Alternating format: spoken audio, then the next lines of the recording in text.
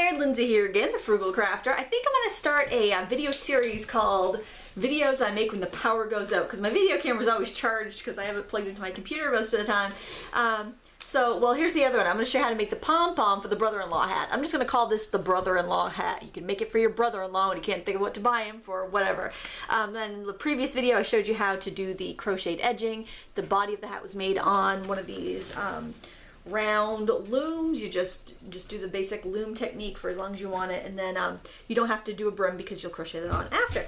Alright, so I'm going to show you how to make a pom-pom with a pom-pom maker. Usually I just wrap the yarn around my hand and tie it and snip it, and that works out pretty well, but I paid good money for these things, so I figured I ought to use them. Got them on sale, Consumer Crafts, for a couple bucks. So this is what they look like.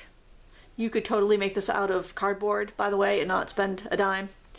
Look who's foolish, the Frugal Crafter. But you know what? I will take the financial loss and save you the trouble. But actually, they are kind of nifty.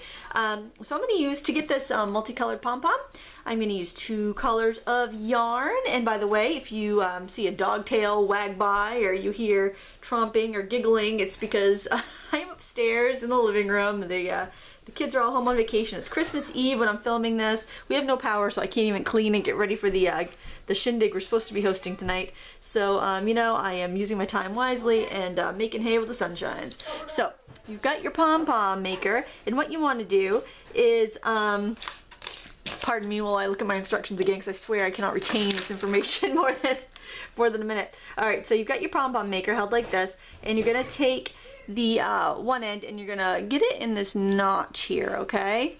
So the tail is to the front and the string is to the back.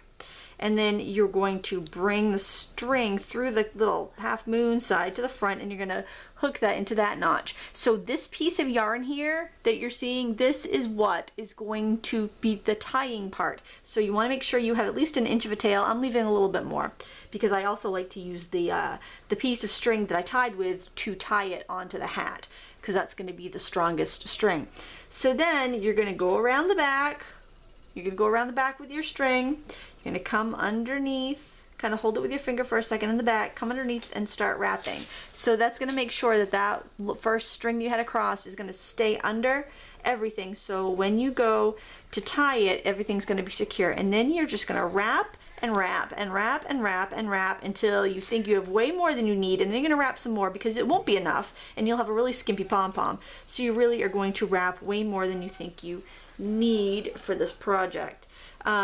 And this is a great way to use up ends of yarns. You can make pom-poms for pom-pom crafts, make pom-pom critters, do all sorts of things like that. I've seen klutz books that are really cute where they make little pom-pom animals, you know, so there's a lot you can do with a pom-pom. And again, I apologize for any of the background noise that is happening today, because you know it's just gonna happen. That's just the way it is. It's Christmas Eve. We have no power. We're hanging out and crafting upstairs. After I finished the last video, my girls asked me to run down and grab their looms because they have some hats in progress that they've kind of lost their motivation on. They're gonna finish those up. Who knows, maybe for a Christmas gift. I'm so glad, I'm so fortunate, because I have a wood stove, so my house is warm, and I'm fortunate that we had, you know, bottled water ready to go, and my wrapping was done, and my shopping was done for the most part, and I really don't have anything to worry about for Christmas other than, you know, just getting everywhere where they need to go safely. And, you know, the kids are having little squabbles, but what do you expect? I've got 3 kids that are less than 2 years apart in age. There's going to be squabbles.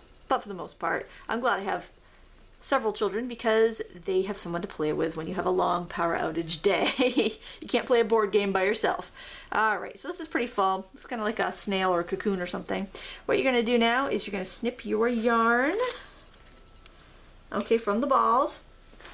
And then you're going to cut this yarn over here. Now what I like to do is actually hold this with one hand and kind of give a tug on this side and make sure that I have that. Again, I'm double checking that this is the yarn, because you don't want to cut it and pull it and then end up yanking your tying yarn off. I did that the first time I tried to make one of these, and then that was actually when I lost the power, so I'm like in the dark trying to figure out how to tie this darn pom-pom. Oh yes, welcome to my world. Alright, so now I'm going to tie that, I'm going to pull those ends really tight, and I'm going to tie it in a double knot. This is really handy if you have someone that can put their finger on the knot for you. which I've got 3 people that could do that, but they're apparently having some sort of game in the other room, so I'm not going to call them over. Unless you want another another band instrument solo, like the last video. That was kind of fun though. Alright, so now that's secure. And you're going to use a pair of scissors. These are not the best scissors for this. I think I should grab my sewing scissors, but I'm just going to go ahead and use these little like scissors I used to cut my yarn. And I'm just going to snip it off from the pom-pom loom here. As you can see, it's pretty hard to cut through all those layers. So you might need your heavy-duty sewing shears. There we go. And before you lose these ends that you tied on, just grab your tie ends, because those are going to be what you want to attach them to the hat. Just look for that little knot and grab the ends there. All right. And shake it out, fluff it up, and then you'll give it a haircut. So you'll have some stragglers, some weird little ends, and then you just go around and trim it. These are pretty cool, but as you can see, I mean, it could even be fuller. I could even have made a fuller pom-pom and wrapped it more, because you know, you do want a nice full pom-pom, and when you have the longer ones especially, you want to make sure they're nice and full. But this is pretty good. This would be cute on a hat, but I really don't think there's much benefit to this than just wrapping it around your fingers and making a pom-pom that way. But you know what? I paid good money for this, so I'm using it. So there you go, how to make a pom-pom. And thanks so much for watching. Thumbs up and subscribe if you like my videos. And until next time, happy crafting.